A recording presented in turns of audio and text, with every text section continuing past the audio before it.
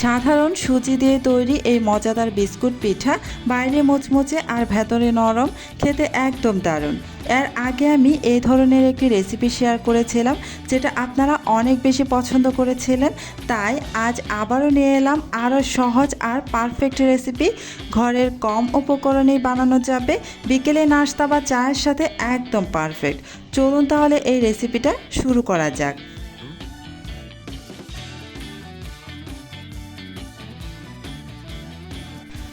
সুজি দিয়ে এই বিস্কুট পিঠাটা তৈরি করার জন্য একটি বাটির মধ্যে আমি মেজারমেন্ট কাপে মেপে 1 কাপ পরিমাণ সুজি নিয়েছি। এবার আমি এই সুজির মধ্যে দিয়ে দিব চিনি। আমি এখানে 1/3 কাপের মতো চিনি ব্যবহার করেছি। চিনিটা আপনারা আপনাদের পছন্দ অনুযায়ী কম বা বাড়িয়ে ব্যবহার করতে পারেন। এবার দিয়ে দিচ্ছি স্বাদ অনুযায়ী লবণ, আর লাগবে গুঁড়া দুধ। আমি এখানে 1/3 কাপের মতো গুঁড়া দুধ ব্যবহার করছি।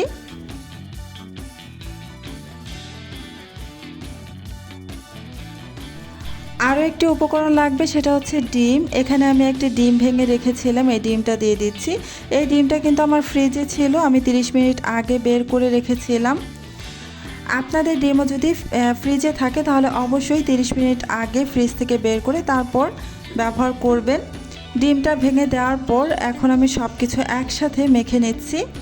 এখানে কিন্তু এক্সট্রা পানি দেওয়া যাবে না, পানি ছাড়াই কিন্তু মেখে নিতে হবে।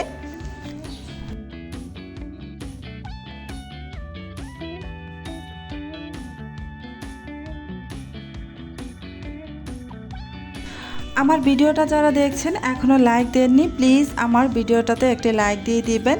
আর আমার চ্যানেলটি যদি সাবস্ক্রাইব করে দেওয়া না থাকে অবশ্যই আমার চ্যানেলটি সাবস্ক্রাইব করে পাশে থাকা বেল আইকনটি প্রেস করে রাখবেন। এতে করে যখন আমি নতুন কোনো ভিডিও আপলোড করব তখন সাথে সাথে কিন্তু আপনারা ওই ভিডিওটা পেয়ে যাবেন। এই যে ভালোভাবে মেখে নেওয়া হয়ে গিয়েছে, এ পর্যায়ে কিন্তু অনেক বেশি ঝরঝরে আছে। এটা আমি রেস্টে রেখে দেবো প্রায় 10 মিনিটের মতো ঢাকনা দিয়ে ঢেকে। এতে করে এটা একদম সফট হয়ে যাবে আর একটা আঠালো ভাব চলে আসবে।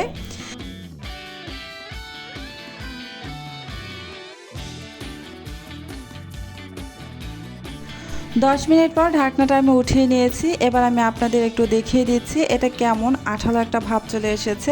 সুজিটা কিন্তু একদমই সফট হয়ে গিয়েছে। এই যে আমি আপনাদের দেখিয়ে দিচ্ছি, এই যে দেখুন একদমই সফট হয়ে গিয়েছে আর আঠালো ভাব চলে এসেছে।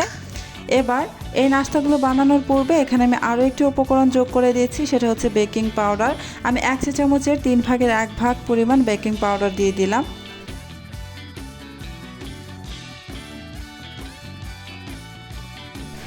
খুব ভালোভাবে এখন আমি মেখে নিব যাতে করে বেকিং পাউডার খুব সুন্দরভাবে মিশে যায়।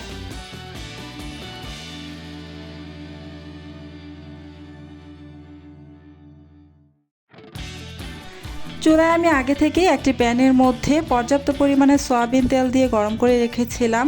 এই তেলের মধ্যে এখন দিয়ে দিচ্ছি বিস্কিটের শেপ দিয়ে বিস্কিট পিঠাগুলো। চুলার আঁচ একদম লোতে রেখে তারপর এই বিস্কিট পিঠাগুলো আমি ভেজে নেব। এক পাশে আমার সুন্দর কালার চলে আসছে, তাই আমি উল্টে দিচ্ছি।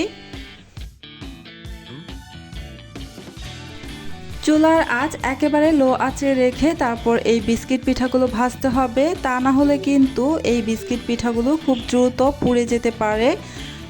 তাই চুলার আঁচ একদমই লো আঁচে রেখে একটু সময় নিয়ে এই বিস্কিট পিঠাগুলো ভেজে নিতে হবে।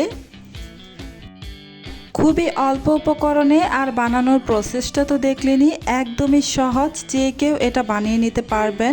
আর খেতে তো এর টেস্ট অসাধারণ। বিস্কিট পিঠাগুলো উল্টে পাল্টে খুব সুন্দর কালার করে ভেজে নেওয়া হয়ে গিয়েছে। এবার এই পিঠাগুলোকে আমি উঠিয়ে নেব। দেখলেন তো কত সহজ আর ঝটপটে তৈরি হয়ে গেল এই সুজির এই মজাদার বিস্কুট পিঠা। বাইরে মুচমুচে আর ভেতরে নরম। একবার যদি বানিয়ে খান তাহলে সত্যি বারবার খেতে ইচ্ছে করবে। বিকেলের নাস্তা হিসেবে অথবা গরম গরম চায়ের সাথে খেতে কিন্তু একদম পারফেক্ট একটা রেসিপি। খুবই অল্প উপকরণে অল্প সময়ে বানিয়ে নেওয়া যায়। আপনারা বাসায় অবশ্যই একবার ট্রাই করে দেখবেন, আর বানিয়ে কেমন হলো সেটা কমেন্টে আমাকে জানাতে ভুলবেন না। আপনাদের মতামত আমার জন্য অনেক গুরুত্বপূর্ণ। আজকের রেসিপিটি যদি আপনাদের কাছে ভালো লেগে থাকে প্লিজ আমার চ্যানেলটি সাবস্ক্রাইব করে পাশে থাকা বেল আইকনটি প্রেস করে রাখবেন। আজকের মতো এখানেই বিদায় নিচ্ছি। আল্লাহ হাফেজ।